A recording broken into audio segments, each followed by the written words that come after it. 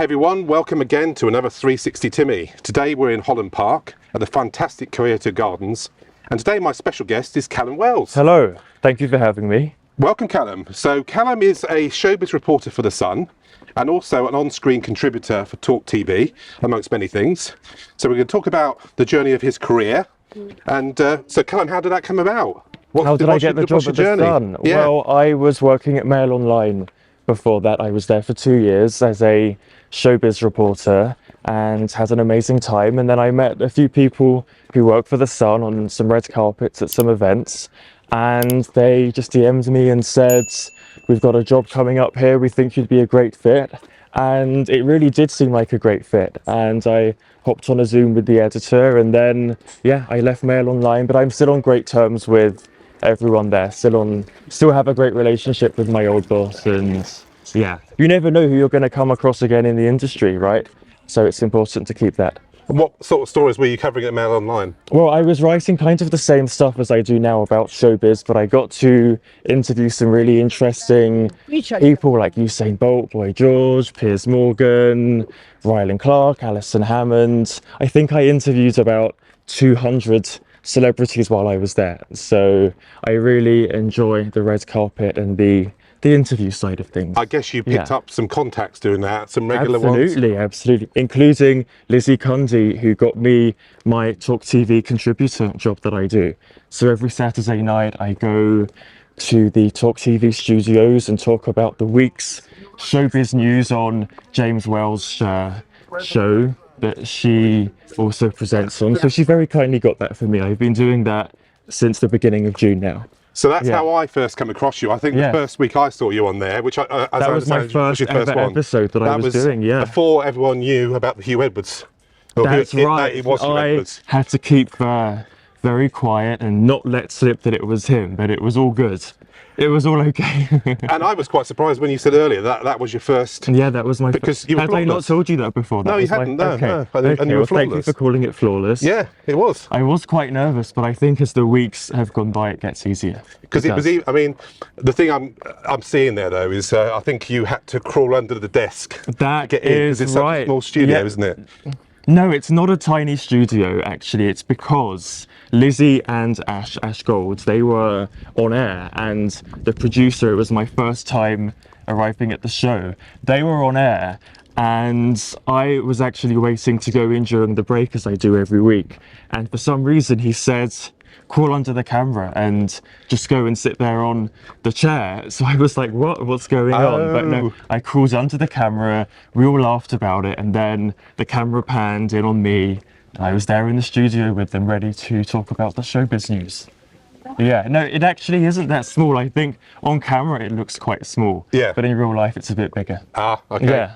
So we'll come back to Talk TV later. I just want to explore a little bit more just before the Mail on Sunday, because you've worked for two major news, and you're only 21. Yeah, that's right. Yeah. So what was before that? So you're at school. When did you decide you wanted to get into journalism? I got into journalism because I won the Bronze Awards in the BBC Young Reporter competition, and that was all for a project I worked on, raising awareness about stuttering. Yeah. Because I have a stutter myself, and I work with an amazing organisation called the McGuire Programme, where I'm a coach to other people who stutter, and I've been doing that for 5 years now. I was on a course last month in Milton Keynes. So I will continue to work with them and to go on courses and to take on students. And really with Young Reporter, I wanted to just get the word out about stuttering and to raise awareness about it and to change perceptions about what it's like to have one. And you said that was 2020, so you were saying to me before. That was 2020, I was 17, and yeah, it was after I got that award that, well, I thought, what can I do with it? I've got this award, what can I do? So I applied for an NCTJ diploma, which is a course that 80% of journalists have. Usually they do it alongside a degree or after their A-levels, but I was really, really lucky, and because I had this award, they took me on after my GCSEs. Yeah. But you were saying to me before, because it was 2020 and it was lockdown. I know. Perhaps you would have had more opportunities if it had been normal times. Yeah, I got this award and I had applied for the BBC apprenticeship at the time, but then because of lockdown it got cancelled, so I applied for the NCTJ instead. Yeah. But I guess you could say in hindsight, actually, it worked out good for you anyway, didn't it, really? Yeah, I mean, I think everything's kind of worked out one way or another, and it's all about connections. It's all about putting yourself in that position to meet certain people, and hopefully they help you out along the way. Yeah. Yeah. And I think it's a really good story. Thank you. Well, not story, it's really good of you that you're paying back the McGuire programme and helping others. Yeah, I love Even working with your the McGuire busy programme. job, because Yes, I know. I love working with the McGuire programme, and I will do it forever. It's a lifelong commitment, really. You take on a student, and yeah, it's really a lifelong commitment. And also coaching other people helps me with my own speech. So I've got to keep that up. I've got to stay on top of my speech because I'm in a job where I'm talking a lot. Yeah. Whether I'm interviewing someone or whether I'm on Talk TV. that was that a challenge you set yourself by going on Talk TV subconsciously, or was that just happened to be a added benefit that you've got a short period of time, you've got 4 stories. It was an added benefit. I think Young Reporter was a speech challenge for myself. Yeah. That was why I applied for it. And afterwards, I felt so great that I had done that. It really kind of boosted my confidence. But Talk TV, well, Lizzie Cundy, I'd met her at a couple of events, and she said, it was when she found out I was going to The Sun, she said, I'm going to try and get you on Talk TV. And then she just called me one day and said, do you want to come to the studio Saturday?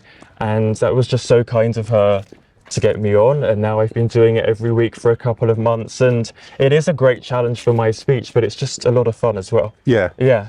I think I've mentioned to you before, because you're effectively on James Wales' segment. I know, but he goes at midnight. Yeah. Yes. Yeah. And then I'm on afterwards. But I do see him when he leaves the studio, and we have a small catch up every week when he's on his way out, I'm on my way in. And we'll come back to that in a minute, but because you've done more with James, but so it's you and Lizzie and Ash as kind of a trio. Yes, I know. And it is quite they comical are sometimes. hilarious. They are so funny, and I think they're a great double act.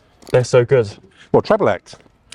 Yes, treble act. Well, I'm on for about 20 minutes, but they do the final hour. Yeah. So I'm off and they'll get someone else on. But no, I like them both a lot, and I think they're really funny, and they definitely do a great job in James's absence. Yeah. But again, that must be challenging, because I think I pointed out to you that just the nature of Talk TV, as you've said to me in the past, is very conversational.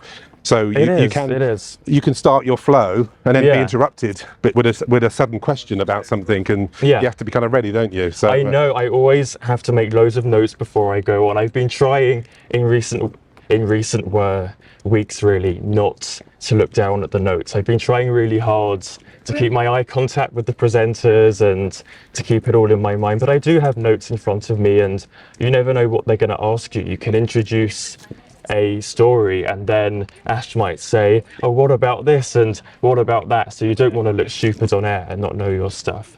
And I'm always impressed at how researched you are, because you mentioned Christian Guru Murphy in a story.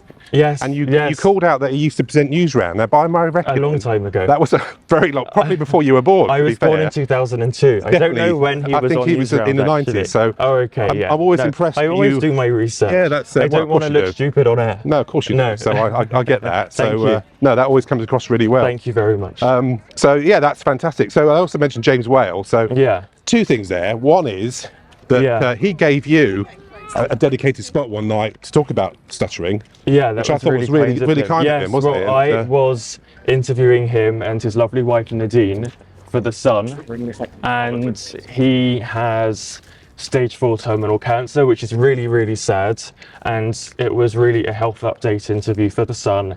And I was talking to them for about an hour, and about halfway through, he kind of turned the interview around on me and went, well, Callum, how did you get into journalism and what was your story? So we ended up talking about me for a bit, and I told him about Young Reporter and Stuttering, and he said, well, would you like to come on my show a little bit earlier next time and talk about that? So that was amazing of him to give me that opportunity, and we had a nice chat about stuttering, and hopefully there was someone watching who has one or knows someone who has one, and that will help them and raise awareness about the McGuire Programme, which helps so many people control their speech.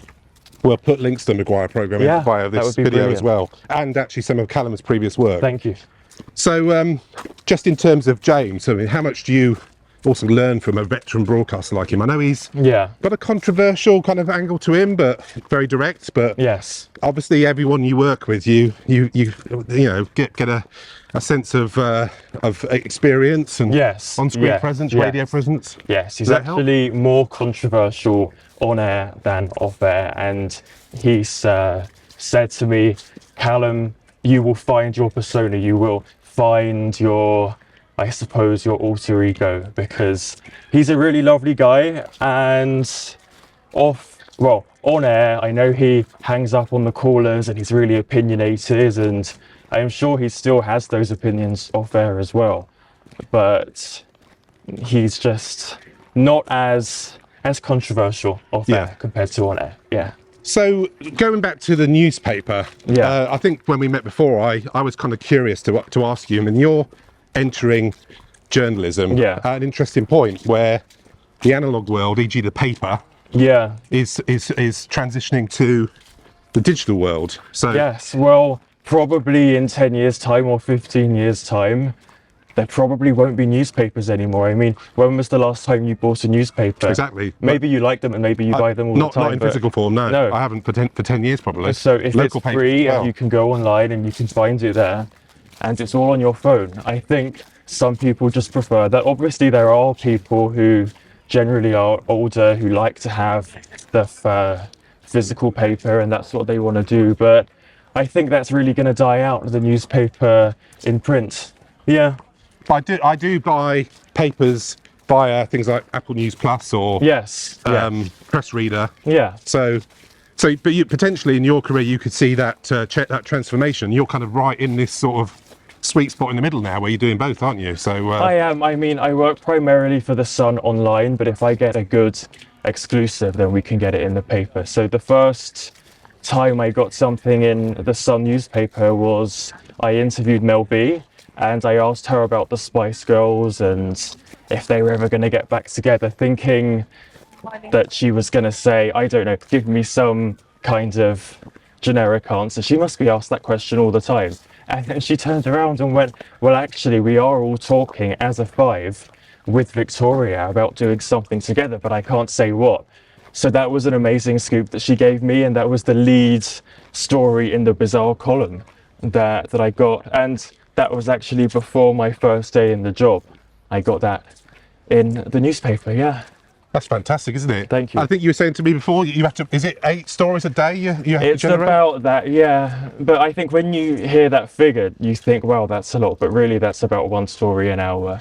So it's not too bad, really. And that's the same when I was at Mail Online, there was a similar expectation, So you'll typically be invited to, not I guess not everyone, but we've had the NTAs. I know you didn't go to that this time, but you've been invited to things like I was at the NTAs for the past 2 years before. And then this year I was working a night shift for the Sun, where I was typing up the stories and watching it on TV and writing about it for the website. But hopefully next year. I guess that's the, I've had this before. I think I've messaged you on a Sunday morning and you've been on shift still. So it's not all glamorous, is it? There is... No, of course it's not. I don't think any job is super glamorous. No. I think there are sides to it that are really exciting, and like the red carpets and the interviews and things like that, and going on Talk TV. But you do have to work hard as well. And there's a lot of research into, for example, Talk TV. I don't just turn up and start talking. I've got to spend lots of time researching the stories I'll be discussing. And then, at the Sun, we do night shifts, 4 p.m. until midnight. But that's okay, because I'm more of a night owl compared to a lark, really. Yeah. And where do your leads come from then? Is that a mixture from the paper itself or your own content? Well, I think social media is an amazing place to get stories from, because celebrities especially are always posting about what they're doing all the time. So we always have our eyes on social media. And I think I follow on Instagram something like 1,400 accounts, just so I'm always in the loop with what's going on and who's posting what. And then yeah, I have a couple of contacts that I work with as well. Or you can just go along to a red carpet and try and interview a celebrity and get your story that way. That takes some courage, doesn't it, to Yes, go up it does. to someone and have a conversation? Yes, it does. In the beginning, I found that really difficult, and I think over time I've grown in confidence to get better at that. I think it's just about practice, and I think I told this story on Talk TV. The last time I saw Boy George, he went, "I remember you from before." So that's quite nice. Yeah, you've got quite a distinctive look, Callum, to be fair. I mean, it's you've got your own style, haven't you? It's okay. It's good, isn't it? I'll take that. I'll take that. My own style. I'll take that. That's not that's not negative. You have got your own style. No, but I think that's really good. So, where does the future take Callum then? Are you more TV, more radio? What's Or if they will have me doing more on Talk TV, I don't know, but yeah, if they'll have me doing more, then that would be amazing because I enjoy my slot that I do on a Saturday night. So if they'll have me doing anything else like that, that would be fun. Yeah. And I guess to finish with just a little bit of hilarity. Are we finishing already? How long have we been walking for? Well, I think it's a good 20 minutes, it's good. But it's we can keep going as long as you want. I mean, if you've got more to talk about. Whatever you like. No, but just some of the hilarious things that happened. So one thing I did pick up on is you didn't know that Elvis worked down a chip shop. Oh, I know, that was on air. That was on Talk TV, and Lizzie brought up something about Elvis working at a chip shop, and I think you DM'd me afterwards, sending me a link to a Wikipedia the wrong turn here. page. It was a song, wasn't it? It was a Kirsty McCall song that I had never heard before. But tell us a story. So you had a letter at the Sun. That is right. So I turned up to work at the Sun. I had these 2 letters, and they were quite thick and quite heavy. I thought, what on earth is this? And a guy whose name actually was Andrew Tate, but it was spelt differently. It was T-A-I-T. So not the Andrew, not that Andrew Tate. I bet that made your eyebrows raise. Yes, that made my eyebrows raise. He sent in some letters for me. He'd been watching the show. He's a big fan of James Whale.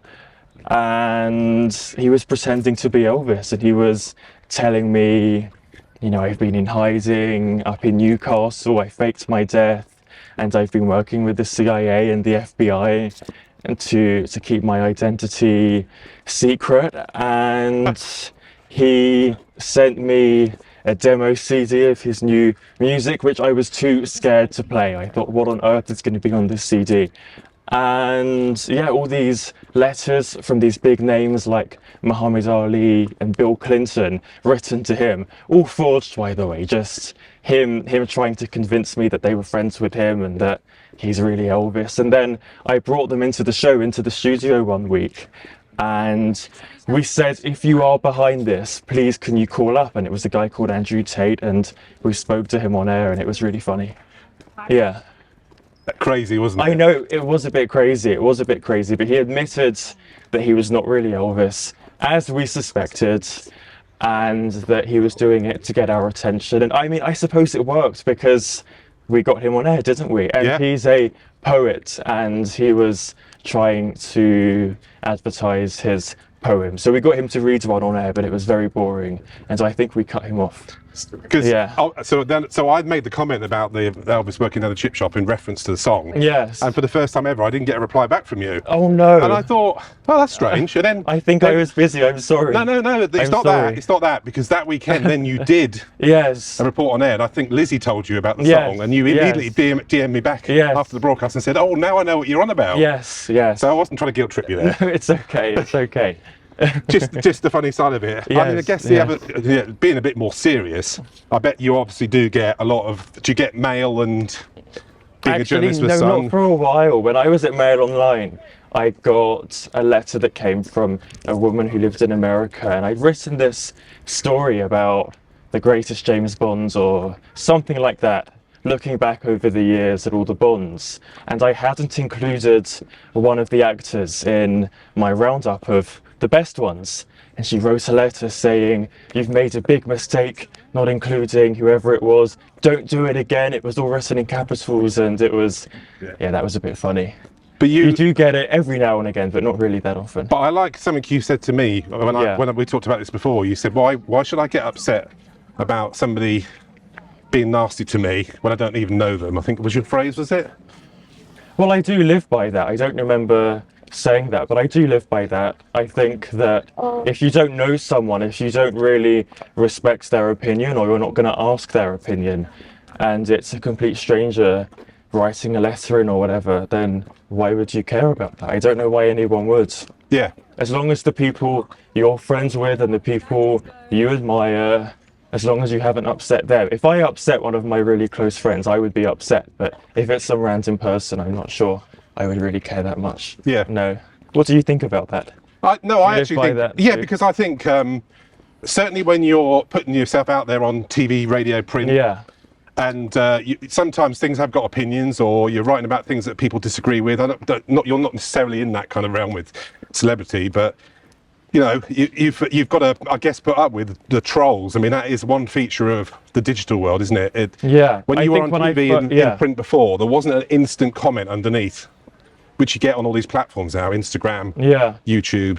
Yeah. When I first started off, I used to read the comments of all my Mail Online stories, and there were some like, "You're a stupid stuttering journalist," that obviously Googled me and seen my BBC Young Reporter That's work. horrible. Yes, it is horrible, but I just don't read any of it anymore. No. And usually the comments are about the person we're writing about, but you do get something about yourself on the odd occasion. Yeah. Yeah. Well, even I think with celebrities, I think they get a hard time. Yeah. You know, they do get a hard time. they get a lot of money for what they do. All that, there's that argument, but you know, when you're trying your best to perform and entertain, and you get literally nasty comments from hidden people behind keyboards, it's not nice. The nasty is it? comments aren't nice, and they do get a hard time. But ultimately, when you sign up for fame or for being on TV or anything like that, I think you really have to kind of expect it. I'm not saying it's right to get nasty comments, it is not, and some of them are really disgusting, the comments people write, but I think we live in a world where we all know that happens when you put yourself out there, so you kind of have to expect it and not be surprised when it happens. Yeah, Yeah. But it's certainly around as we go more digital that you're going to have more and more in your life. So I think Maybe.